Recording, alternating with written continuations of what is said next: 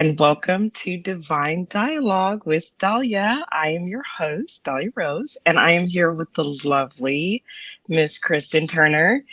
This show is really casual. We're here to have interesting conversations on different topics, and just see where it takes us. That's why it's divine. It's all, you know, channeled and we'll just see where it goes. So that said, like I said, I'm your host and I'm here with Kristin Turner. Kristin Turner is one of my most favorite people in the world.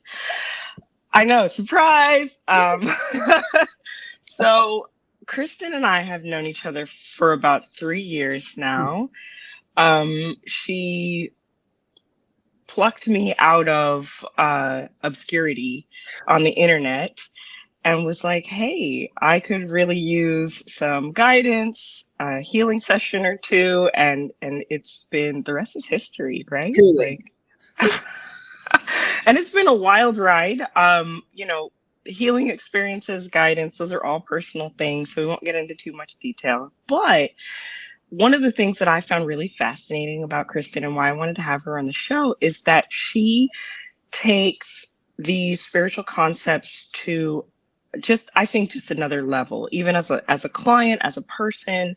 And so I was like, well, I need to be on the internet with you so other people can witness this awesomeness. Yes.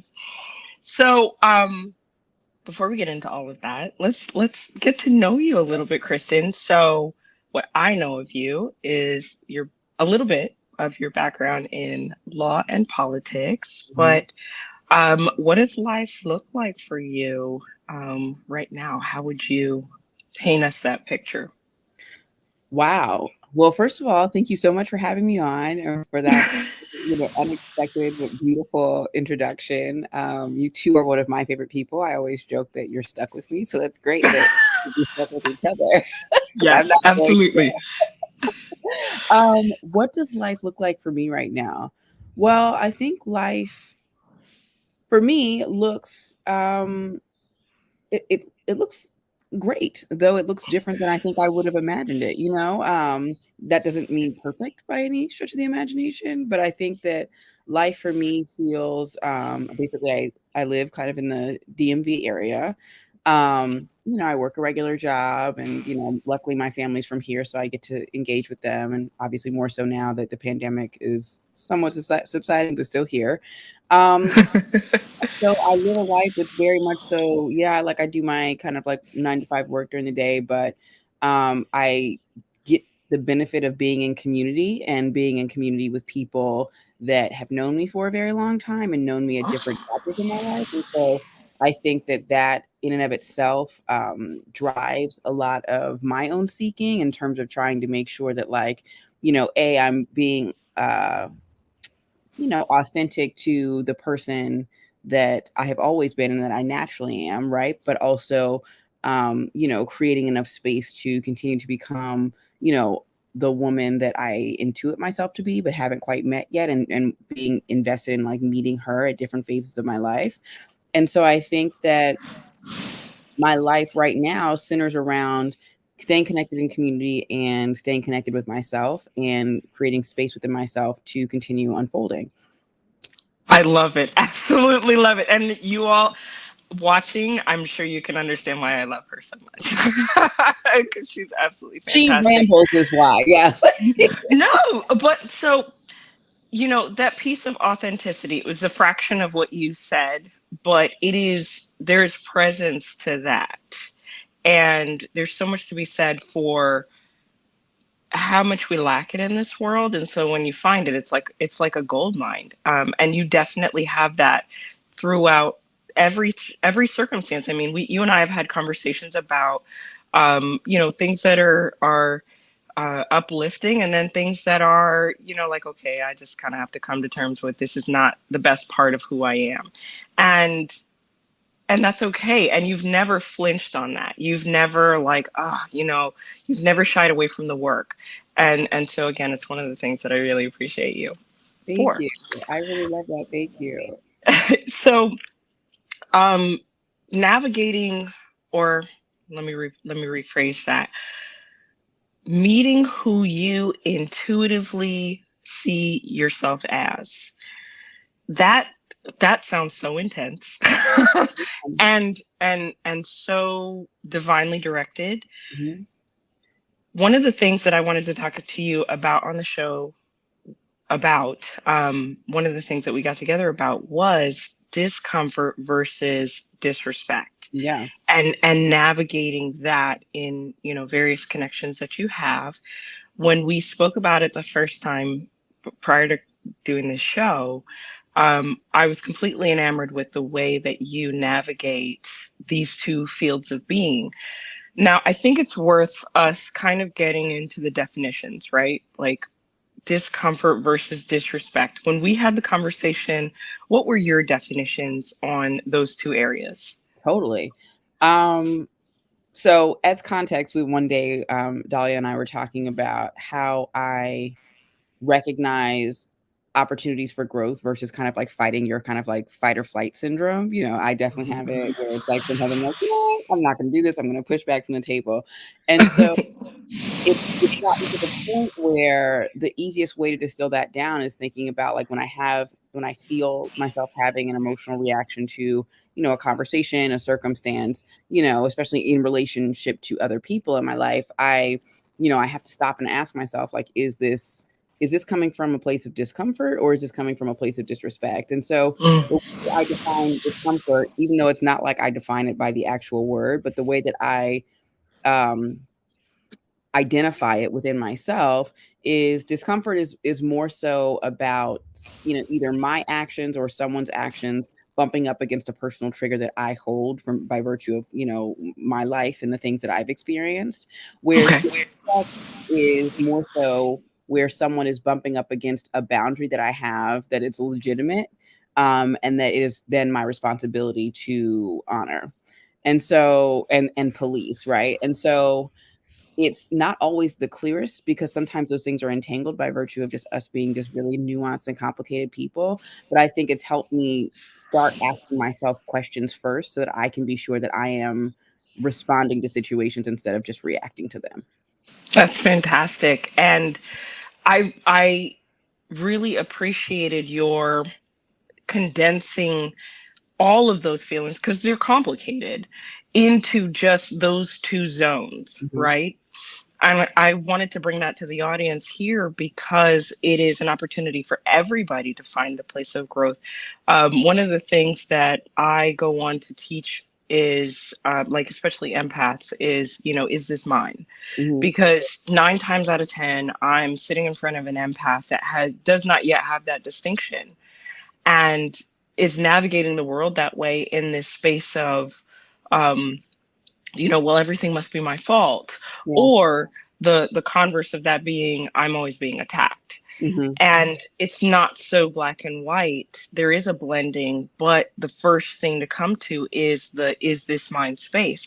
And so I feel like the very natural progression after that is, if it is yours, is it discomfort or disrespect? And I, Totally. I appreciate you so much for bringing that to the table. And so, with that clarity, I mean, I definitely don't have a different definition of discomfort and disrespect. What I do love also about what you said is that it's your responsibility to police it, because that takes us into other conversations where folks may believe, because boundaries became really big. I want to say in like uh 2018, 2019, and then just like Yeah. blew up in 2020, right? Yeah. Yeah. And there there wasn't a clear definition. I feel like when something explodes on socials and in the public arena, first it hits an extreme version. Mhm. And when it came to boundaries, folks were setting their boundaries and not realizing that they were setting walls. Yeah. That this is my boundary, Yeah. don't come near it. And it's like, in all actuality, boundaries are flexible.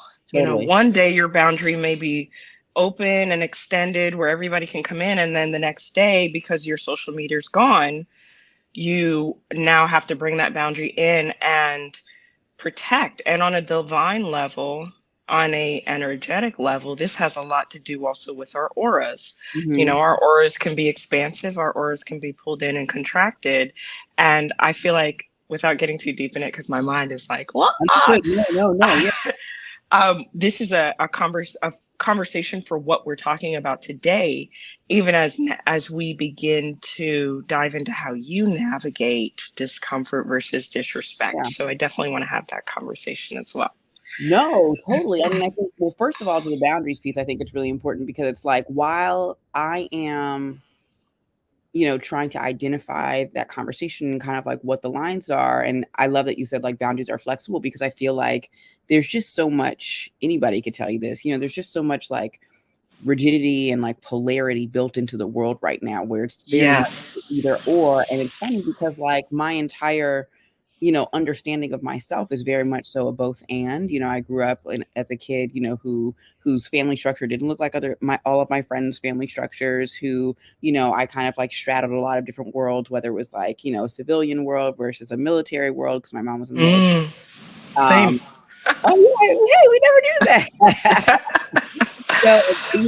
And private school versus public school, and like, being a, kind of like a black girl in a black family in a black city, a predominantly black city, which is, Washington, D.C., but also finding myself in predominantly white institutions and just always having to Mm. feel like, well, how can the world be black and white if I'm a shade of gray? I You know, love it. it's like, so it begs the question. And I think it also creates an opportunity in a conversation when you're thinking about the boundaries that you're setting and why you have them, but also recognizing that like your boundary is also dependent upon the other person that you're in relationship with. And so they're not always going to be Absolutely. fixed. And the amount of work and the amount of accountability that the other person brings to the table. And so sometimes you can be talking about the exact same thing, but depending on the person, it's a different boundary because you understand that your relationship to them is different. And so that's been something that was really hard for me to really like internalize. Um, Mm. because I think that we live in these worlds where it's like, well, no, well, if it was like this on Monday, like, why would it be that way on Tuesday? And you're like, listen, 20 Tuesday is totally different. It is 2020,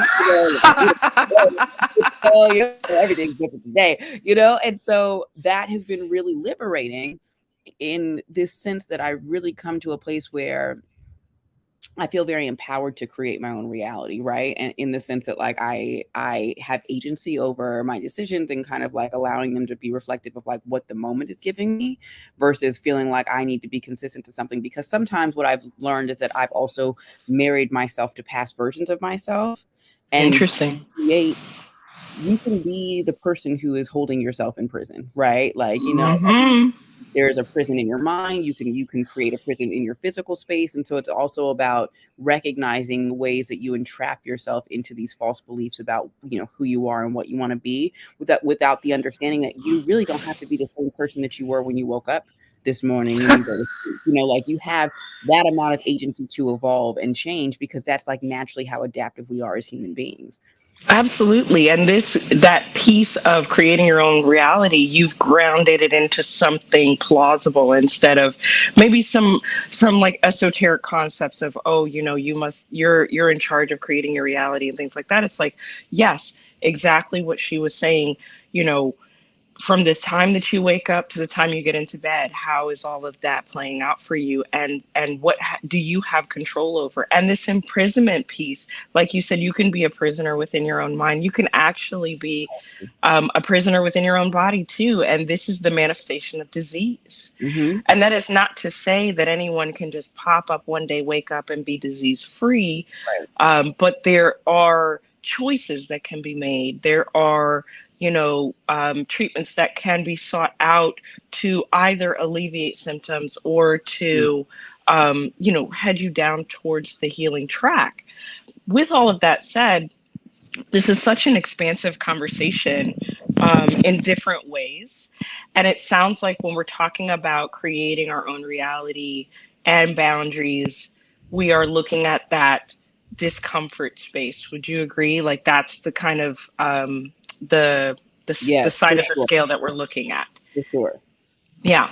So Yeah, for sure. when I don't know if this is like too general of a question, but when someone approaches you and think back on any memory. Mhm. And you find yourself having asked, is this disrespect or discomfort? And you determine it's discomfort. Yeah. Or did I say that backwards? Did I you mean might have said it. disrespect? I think I did. Okay. I think the answer So is both when yeah, you yeah. find yourself in a place of disrespect, what starts to play out for you? So I actually think that disrespect to me is the easier one to Interesting. respond to versus discomfort, because disrespect is more so about like, okay, I'm dealing with someone or something that doesn't allow me to honor myself and them at the same time. Okay. Or, something along the lines of, someone is not being intentional about the space that they're asking for me in my life, from me in my life. Mm, And I okay. think that has really, like, been helpful because a lot of people, they're just not, a lot of us are sleepwalking, and so it's like some people aren't really responsible with the energy and the space that they take up in rooms, in situations, in conversation, in your phone, in your text phone. You know what I mean? Like, Mm-hmm. there's a lot of entitlement that is baked into how we're conditioned in the world, and I think that, like, that to me feeds and breeds disrespect sometimes because it's just like, I don't know if someone's being cognizant of the ask here, you know what I mean? It's more so coming from a place of expectation. Oh my God. And it brings to light so many different instances where it's sorry, my brain got excited. You're So right, get excited. Get to excited. me, the way that you presented that, right? Like, so that piece of entitlement, very true, 1000% agree with you.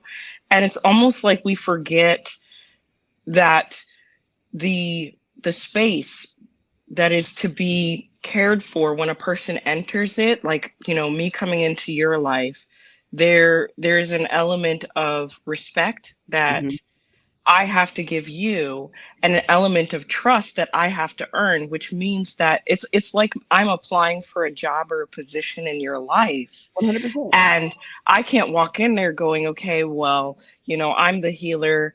This is what our relationship is Yeah, outside of the respect of my position, right? And my business. Once I enter your space, I am applying for that meaningful nest mhm, that I could occupy and serve you in. And it's based on your definition. And I'm saying your definition because I really just want to credit you for that because it was very amazingly put. Um, with that, people are not thinking that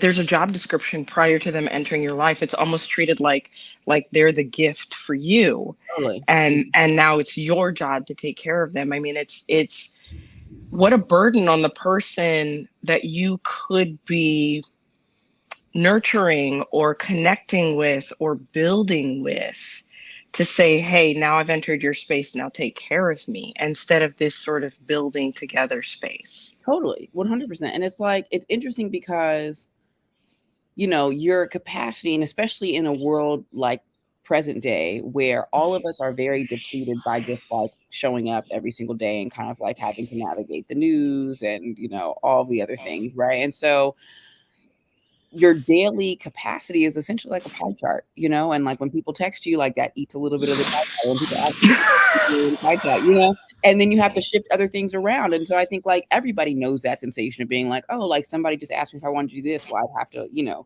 leave here earlier or drop off my kids or have somebody pick my kids up. And so I think in knowing what that accommodation looks like, I think it has made me very aware that everybody has their own pie chart, and the difference is that I can't see theirs, and so I need to be cognizant Mm, that me asking for time in your day is an accommodation that means something less, so that means something else, that there's something else you can't do, because you're allowing for that. And I think that level of reverence for other people's time has actually allowed a lot of people to be so much more responsive, you know what I mean? Because I'm so upfront about that. right. And the time that we do have is a lot more authentic. It's a lot more connected. It's a lot more, Two, and I think it's optimized a lot of my relationships because it's coming from a place of like it might not be perfect, you know what I mean? It's not gonna be, we really can't get pictures on the pig today, but like we're both here and we're both in it together, and that's just like part of life, and we're experiencing something in real time, and that's either way just a blessing. Right. And this is again, so this is a respectful place. And what I guess I guess it's okay, like as far as entitlement versus expectation versus respect, right? Like we're in this place of trying to navigate those things. I believe if it's your space being entered into, you should have some expectations. Hmm. Um, and then, when you get into that space of disrespect, do you have like is it a case by case basis, or do you have sort of a protocol where you like, oh, there's the flag, and our boundaries trickle out as like, okay, now I have to take a few more pieces of time away from you, and okay, you continue to disrespect me, now I'm pulling back on phone calls, now I'm pulling back on text. Does it is it so linear, or what does that look like? So I don't know. That's a really good question. I guess I don't know if I've thought about it enough. I know that like for a while I had tricked myself into thinking that I was on the lookout for certain grievances, like certain assaults, like certain wrongdoings by other people. You know what I mean? Like, oh, like if this person doesn't text me back, like that's it. Say that's an example, right? Say it's that. That's what everybody does. Like, say that's an example, right? I Isn't think I that did that earlier today. in the history where I'm the worst person? So, like, say we use that as the example, but then instead of, I had to basically flip it. Instead of being on the lookout for particular types of like offenses, I Okay. instead am on the lookout for particular types of reactions or like feelings within myself. And so I it love it. oriented more so towards me and like me reading myself and being able to interpret what's going on. So then if it is something that like triggers some type of reaction for me, I do my discomfort, disrespect situation. But also it ends up being more so about um oh no, it's floating away. Hold on. Boundaries, discomfort, disrespect. What did I just say 2 seconds ago? So you were talking about navigating the internal trigger and making it more about yourself. And instead, because your natural instinct is to be like, this person needs to do something differently. So Yeah. once I observe what it is, I think I try to keep as much responsibility within my realm as possible, right? So then for me, it's about deciding whether or not the boundary needs to be communicated. Okay. Okay. So step one, do I need to communicate it or not? That's interesting.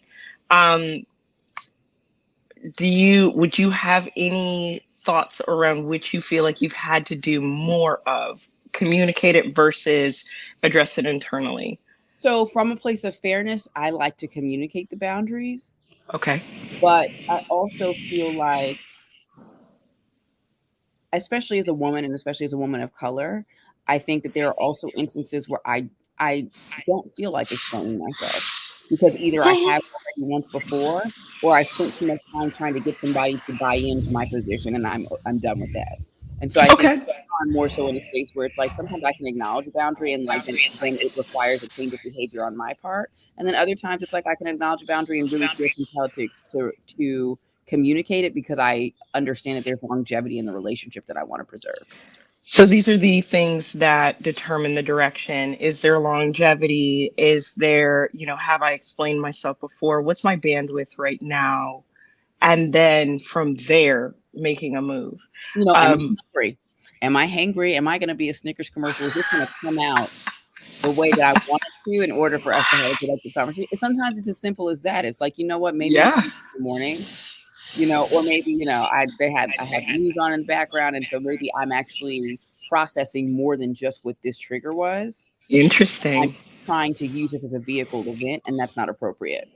Right. What I love about this is the 360 degrees of your experience and awareness. I mean, all of that, all that you've explained is also some of what an empath has to do to Mhm. process their world in conscious ways and unconscious ways. And so even bringing in the piece about what's going on in the background, that's important, and then taking it further, you've assessed the trigger, there's a boundary, push or pull there, and you could take it even further to say, where did that trigger begin? And it would have been, decades ago. And what did you do in that instance? And is it time to do something different now? Or did what you did serve you in a way that would serve you now? I mean, it can be very complicated. And I think that's what scares people Totally. about having to address this, right?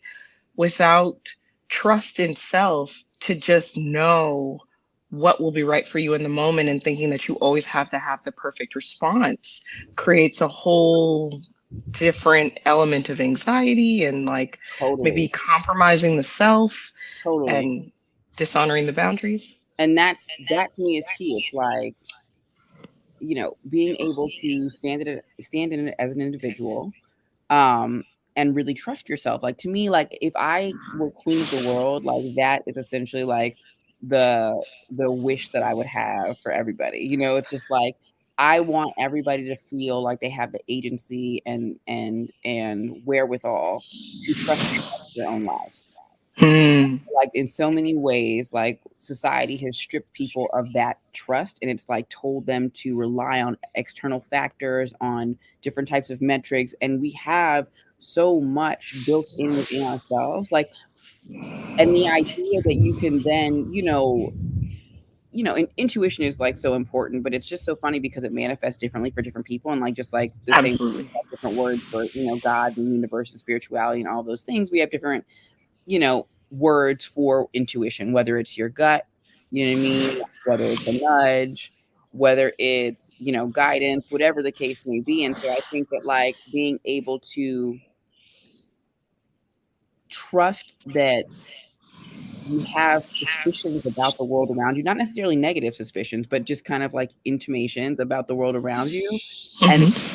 those are coming from a place, even if you don't have the language to describe where exactly they're, it's just as valid as any empirical evidence that you could get running a science experiment. And so I think figuring out that, like, getting people to a place where they know that that is real, concrete data is so important to me, and it's been to me and other people, but it's been so important in my life because it has allowed me to make decisions and then ultimately be more comfortable with the potential for failure because I know that I didn't do Right. in the process.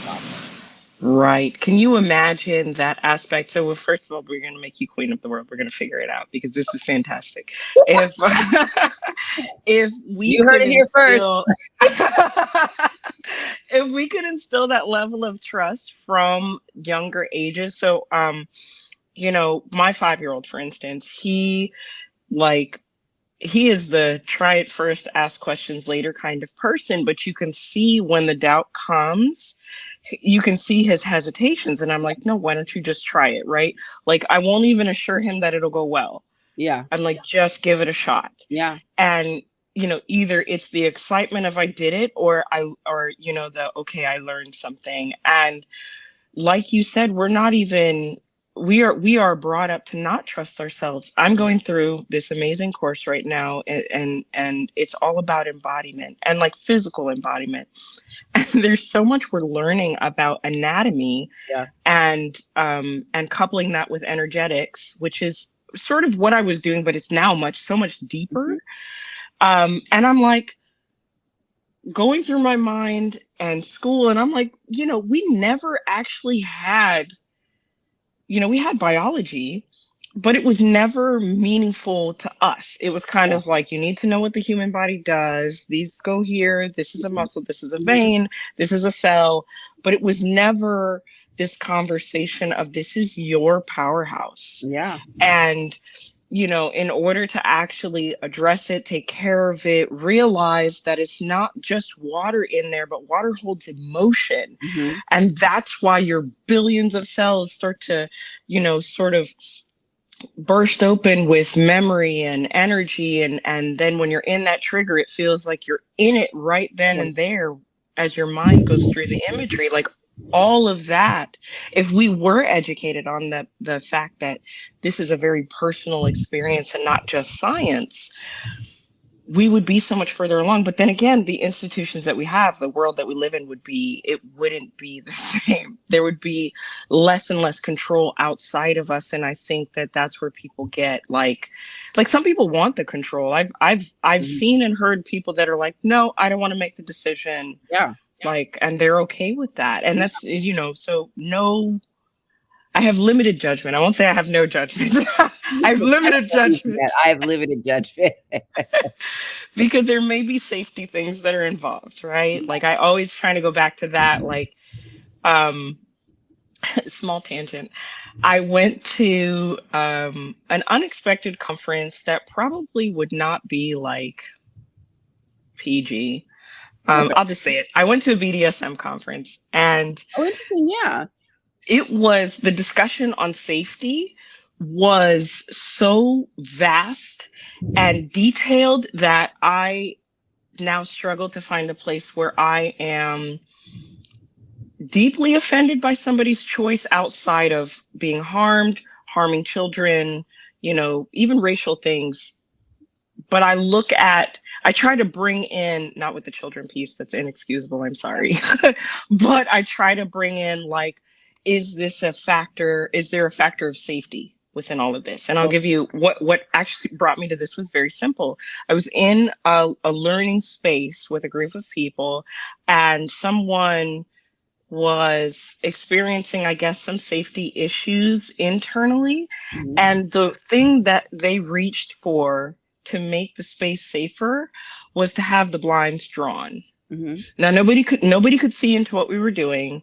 It was the sun. Like I was like, "Hey sun, Yeah. Yeah. energize the space, okay?" Okay, that's cool. And Oh, they that's were like, "Can you close the blinds?" And I was like, "Oh, yeah, you exactly. know, and afterward, I went to the facilitator and I was like, that was such an odd request. And you just moved right through it like water. Tell me more." And that facilitator was like, it was likely, couldn't say for certain, but it was likely a safety concern. Like it was going to bring that person comfort and not bring anybody else harm. Yeah. And so this place of safety, again, it can be so, I can't help but use the word vast. It can be Yeah. so different for each person, Really. and it had me analyze within myself different access points of safety for me. So like I love long sleeves. Being neurodiverse, I love my hands being covered. Yeah. And so if I'm really uncomfortable, and like now if I'm in a public space and you see me cover my hands, I feel I'm like uncomfortable. watching you. um, but I couldn't tell you what it does for me, but it changes the game. That's what I know. It brings peace, it brings Yeah. comfort, it brings a sense of control. For people who stress clean, also me Me. and Virgo things. 1000%. That is me.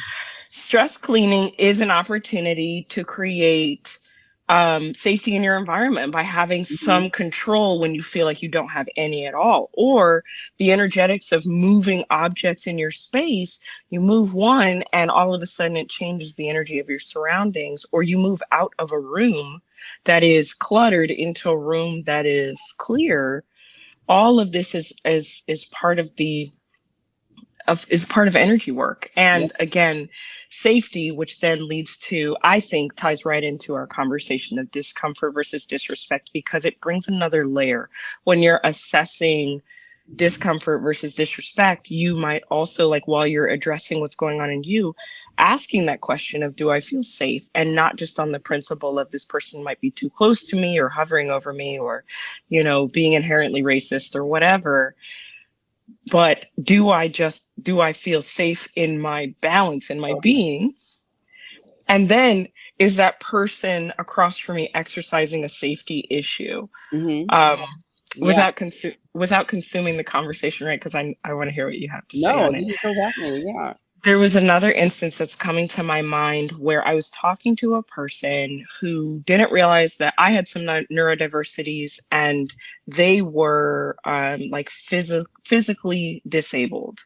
Okay. And not to get too much into their business or details of the extent of it, but they went on to talk to me about um, like spoon theory and what that was. And I asked, I was like, what is that? And it's kind of what you alluded to when we brought up the piece on bandwidth.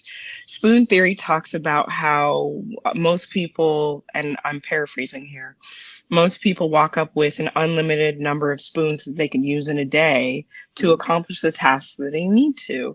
So there's a spoon for doing the laundry, there's a spoon for going to work and driving to work, even getting dressed. Like there's spoons for every little thing that you have to pour energy into, right? Unlimited number. For people who have neurodiversities or disabled or have other sort of limiting circumstance, Mm. they will not have as many spoons. They may walk into a situation, any situation, with 5 spoons in a day. So then they have to negotiate those spoons. That okay, well, if I use a spoon to do laundry, that is one less spoon that I have to clean up the Totally. living room. Totally. So we're having this conversation, and I was way into it, and I was like, yes, I finally felt like I had something to convey to family and friends of why I maybe don't text back Right. immediately. Didn't have a spoon for it, I'm sorry. Exactly. But because of the way that I present, this individual is like, please don't feel like or please don't commandeer my like basically like my way of being.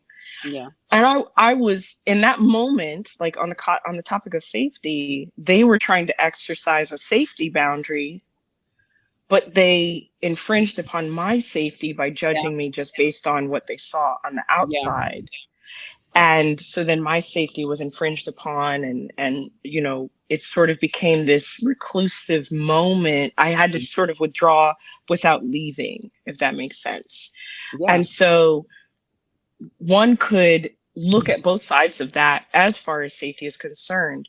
If you're talking about something where you feel like you need to be it's yours, you possess it is you, and you're sharing with that with somebody, and then they join you in that, there could be a safety issue for somebody who doesn't like people to get close to them. And without knowing too much about this individual, maybe that's what was going on. Yeah. They did not want anybody to be close to them, and so this was an infringement and in my attempt to bond.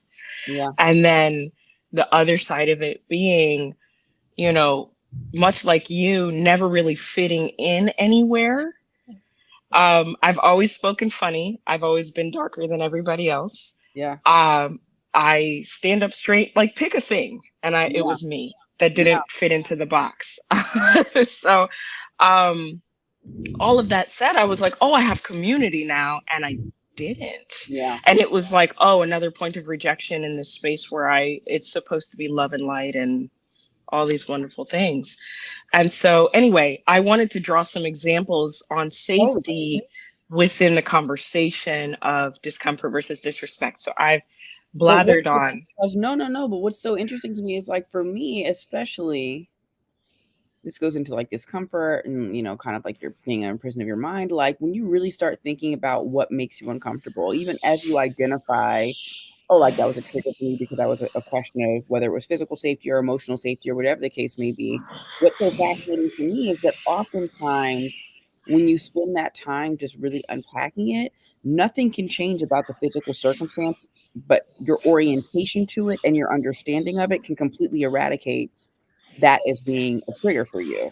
And so what's Absolutely. like, you can, especially like everybody probably in the last 2 years has experienced some type of anxiety at some point, right? Oh, And so what's so interesting about anxiety is that sometimes it can just come on and you're like, well, nothing about my life has actually changed since like, say Monday when I was feeling great. You know what I mean? But for some reason, my orientation to what I'm experiencing has changed. And so mm, just taking that deeper dive and being like, okay, like nothing is actually different, like the world is still round.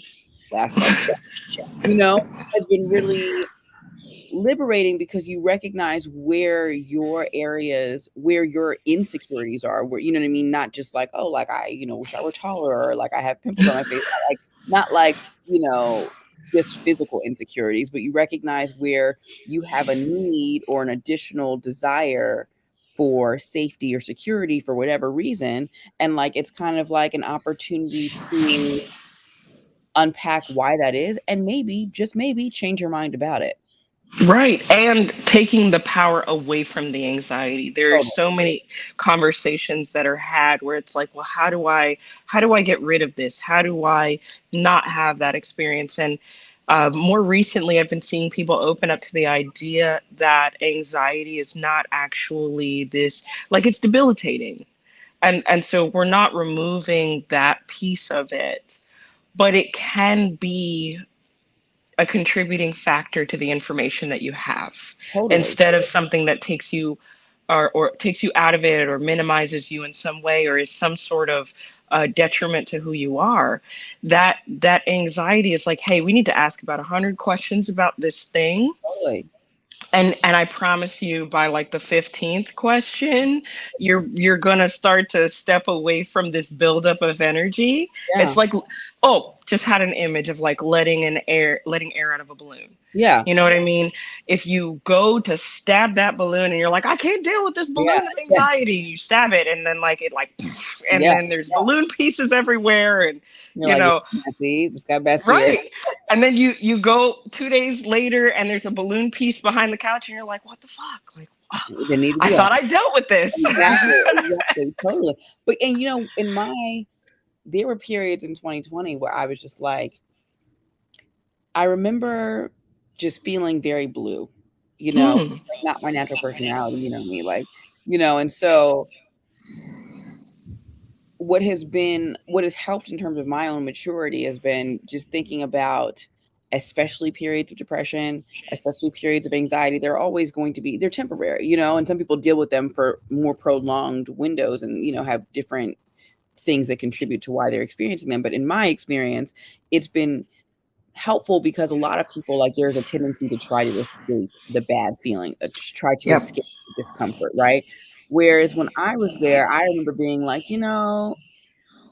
I actually don't I'm not in a rush to climb out of it, because I'm just so curious about what it's showing me right now, about like, you know, what the worst case scenarios could be, like what my biggest fears are, and something about being able to kind of like identify them and then uplift them and then kind of make them smaller than it's like a monster under your bed.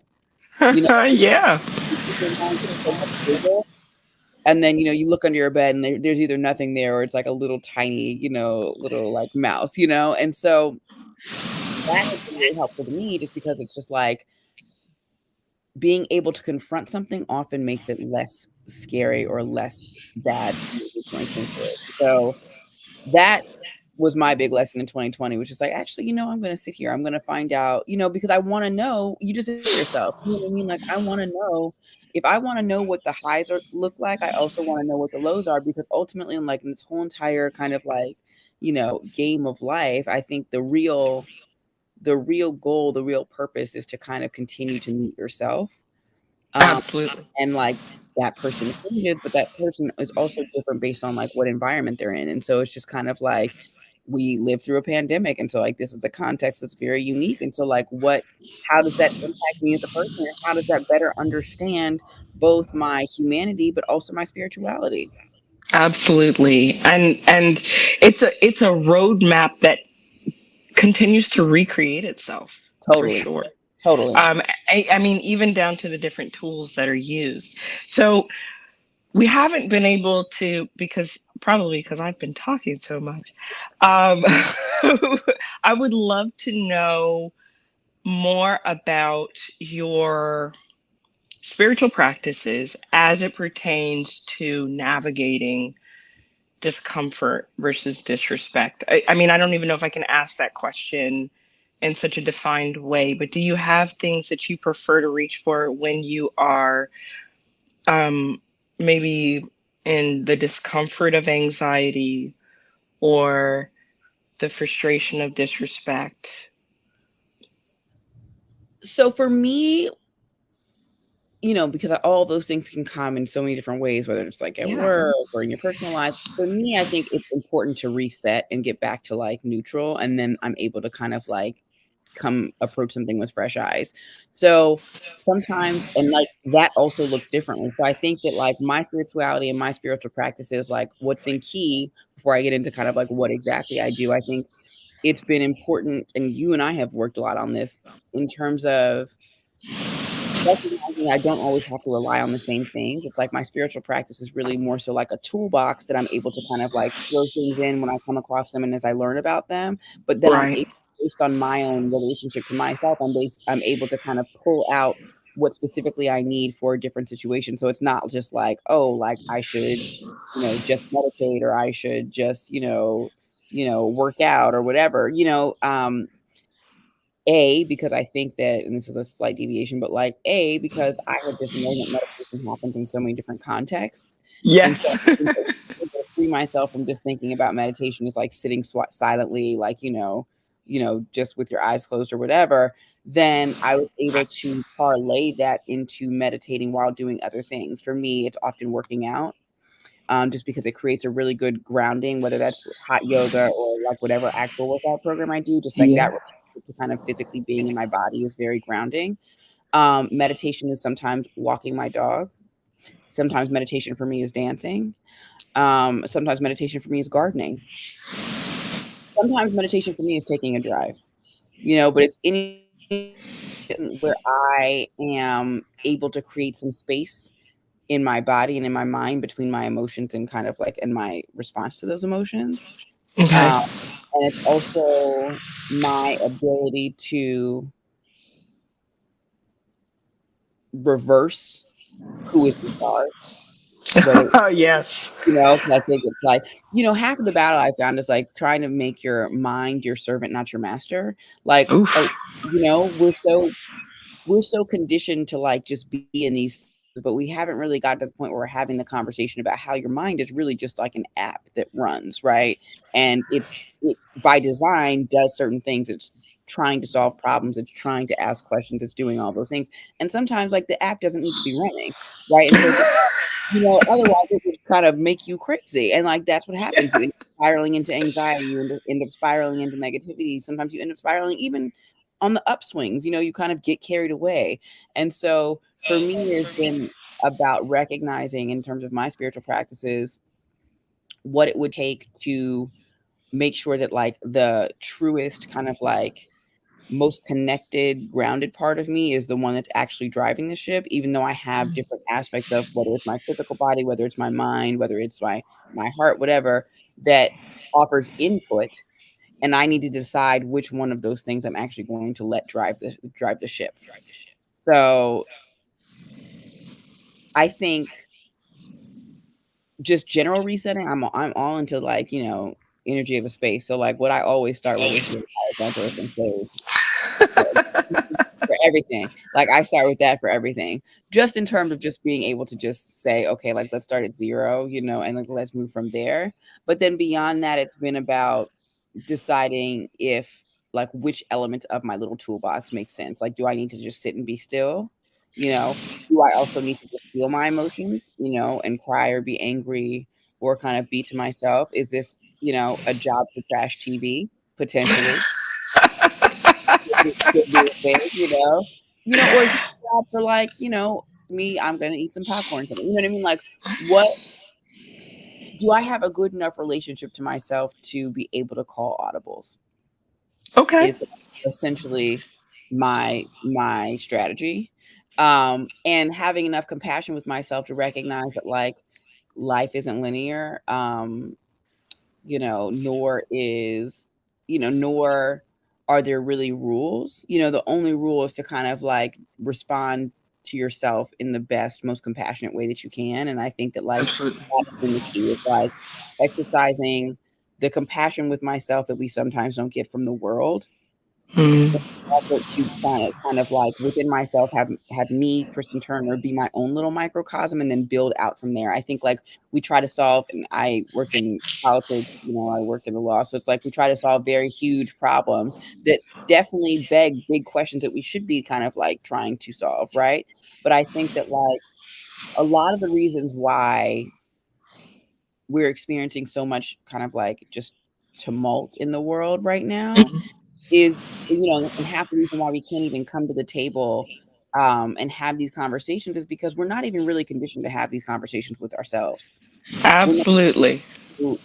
think about like where we could have been better, or exercise compassion. Like we don't have those tools just on a day to day when we're not even talking about like our parents or our spouses or our children. Like we are not even really able to admit our own faults or admit like areas where we need some more massaging.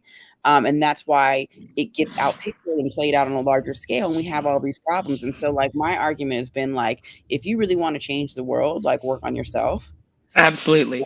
and hold yourself accountable to that work in your immediate relationships, and you will see change in your In your community. world. Absolutely. And this is why we work so well together, because we're essentially saying Exactly. the I'm same like, you're thing. stuck with I me. and you with me. Yeah, Um, it is really challenging. I think that people really got a glimpse of that in the lockdown.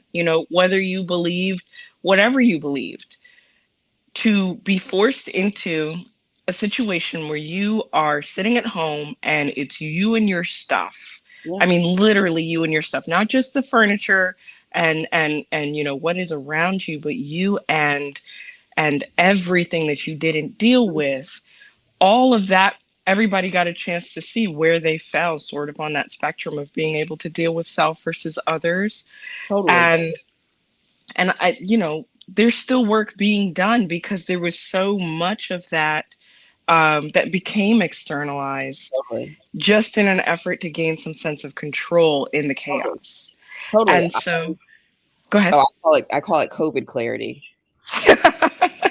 because to me the question that COVID brought us was, who are you without distraction? Mm, And not a lot of people were comfortable with that answer. not at all. And that makes sense, and I, again, not even limited judgment, no judgment, right? Because it's just like so many people woke up realizing they were living somebody else's life. And Mm, not only were they upset about it, they had questions as to how they let themselves get that far. And right. so and so for anybody, I think it's like there's so much instant gratification. You can entertain yourself with anything. Like nobody really has to sit by themselves anymore, right? Like, Right. so the idea that like, even, we still have social media and all those things, but like the opportunity to sit with yourself and kind of seal yourself out to the world. I did a very extreme version of this, and like really kind of like sit and just live in your own personal cocoon, was an opportunity to do some spring cleaning. Yep.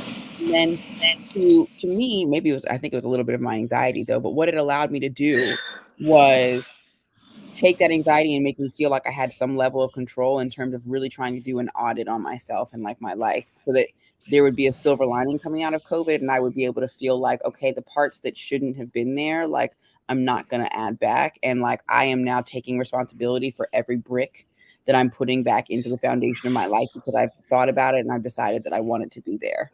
And so Mm, there are really like practical and grave realities to COVID, and there was so much loss, and I think we became so desensitized to it by virtue of like right. getting much of it, that I was like, well, at least I'll have this silver lining of like, I'm not going to disrespect the version of me that survived this by reverting back to the smallness of a world that we just watched crumble.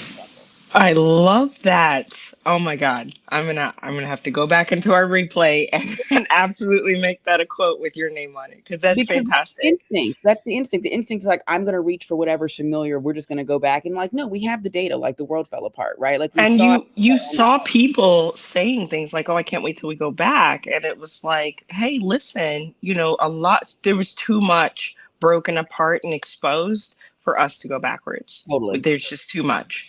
totally, Um, and I love that the label of disrespect has been placed on that as well because it would be disrespectful. totally, It would absolutely be totally. disrespectful Because and a death we sentence, in my opinion. absolutely, absolutely. And so like that was my big thing about COVID, was just like, you know what, like we watched it all fall apart. Like now what we have is a huge opportunity, which is to rebuild and to be intentional about like what we want like what rubric we want to build out. You know what I mean? Like what do we want to be our defining values? Is it just, is it going to continue to just be kind of like exploitation and inequity, or are we going to say no, like we want to flip this on its head because we've now seen that, like, it's not working. Um, you know, Right. on our head and on its head and say no, like, compassion is going to be the thing that buttresses, what we do. And collective well-being, reciprocity, understanding, like, even if you are the scientist of all scientists, like, you understand that, like, what COVID taught us is that we're multipliers. And the question Right. becomes, like, what do we want to then multiply? What are we amplifying by virtue of the space that we take up? Absolutely. And this goes on an energetic level as well. What people don't realize is how much our collective consciousness has an implication on everything around us. Mhm. So, what is determined as fearful or something that we can manage or deal with when we unify as a collective, then that gets put up into sort of that field that Carl Jung would talk about, Totally. our Totally. collective, and it gets disseminated into other people. This also occurs on a healing level. Mhm. So figuring out that we're multipliers and what do we want to multiply puts the power back in our hands, and it's an Totally. opportunity for us to heal forward and backward in time for our ancestors that had to go through that, and then for the people that will come after us to know and do better. Up to now, it has been the status quo. This is what we do, this is just how it is. And Mhm. the opportunity to come at this as multipliers and what do Totally. we want to do with that changes the game completely. And everybody's like, "Oh, you don't have to be, a celebrity or, I don't know, Barack Obama or whoever, right? Like, you don't have to do something that's going to be recognized by, 50 million people, right? Like, there is there's so much to be said for just simply holding space for the idea of better, and like where Absolutely. that feeds into kind of like our larger collective consciousness, whether that's like through meditation, but also like through prayer, right? Like prayer is ultimately holding space for the idea of better. And the power of that is one of the most revered practices across religions, across countries, you know what I mean, in Yep. our local society. And so it's interesting that we don't always draw those correlations, right? But it's just like, no, like when you're talking about the possibility of more, like, it is effectively a version of prayer. Well, and what comes to mind with that, having spent, so I grew up Catholic, and then I I knew that. spent, say again. That's right, I knew that. You told me that before. And then I spent a good deal of time in Pentecostal Apostolic Church. Yeah, So going from, incense and Latin prayers to people falling on the floor, speaking yeah, in tongues, and yeah, being covered by sheets instead yeah. of an ambulance being called was quite the culture shock. Um, it's still one of my favorite dichotomies. Like when I look back and forth, I'm like, how did we, okay, all right, this is where we are now. I love it. Anyway, um, one of the things that stands out to me when you talk about prayer, how revered it is a powerful practice. But then there is this instance where one, we're not taught how to, Mhm.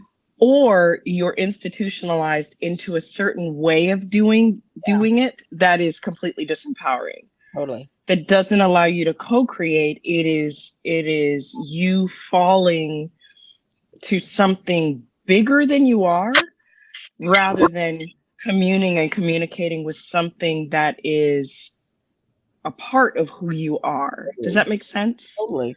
Yeah, I saw this post on Instagram that I reposted really quickly the other day, and then I was like, it's too much for people, too much, too quick. They're not ready for this one. But it said, decolonize your relationship with God. That was, Decolonize your relationship with God. yeah, in the sense that it was talking about like how we are kind of like boxed into dogma essentially, right? Like where it's just like, these are the rules, and if you don't follow these rules, like you're bad and you're not doing it right. And it's like, it's interesting because, for a long time, and this is no knock on religion, I think that like I deeply respect the relationship that people have to their kind of like religious groups for sure. Absolutely. Interesting because it's all all religions, all spirituality is really a vehicle to the same thing, though, right? It's like what your Absolutely. connection is, your ultimate connection is to source, higher power, God, universe, whatever you want to call it. And so I think by virtue of people coming to understand that, like, sometimes what happens in religion that makes me nervous is that it makes God something that's outside of yourself. Yes. And it's interesting to me because it's funny. My my name is Kristen. My mom named me after her spiritual community. It was called Teachings of the Inner Christ. And it's funny because, like, I grew up in Catholic school. We grew up Episcopalian, like, whatever. But also, like, my dad's side family is like AME Baptist. And so it's funny because we always think about, let's say, Jesus himself, as like, somebody that we're kind of asking something for. But if you really do look at it, you start to see that, like, he really was more so like emblematic of a relationship that he was trying to get us to understand, like a connectedness, to God, you know what I mean, in terms of our ability to really kind of be vehicles for good. Um, was about to interrupt you, and then I realized I was. So what I wanted to say is it's even it transcends that needing to look at it. It's said in the very text that are honored within most churches. Greater work shall you do. Yeah, This is how you do it. I mean, like, paraphrasing, this is how you do it. I blah blah blah blah blah, and no one is taught to consider their ability to do the same. They're taught that they are, I shouldn't say no one, there are different religions, different people, different churches. In full respect to what's out there, the predominance of what my experience has been yeah, and what I have seen has been, you are subpar and you need to get there in order to do that. But you yeah, probably will never do it. Like, you should just spend your life saying sorry. yeah, For yeah, me, being Catholic was breathing wrong and apologizing to God, versus moving into apostolic and Pentecostal church, where there was this beautiful expression of speaking in tongues and dancing, and there was so much energy and creative movement yeah, to your relationship with God. But I still met fire and brimstone preachers who it was yeah, like, okay, well, after all that beautiful praising, you're still not enough. yeah, And it was such an interesting movement. But you're right, it's all trying to navigate back to the same thing. And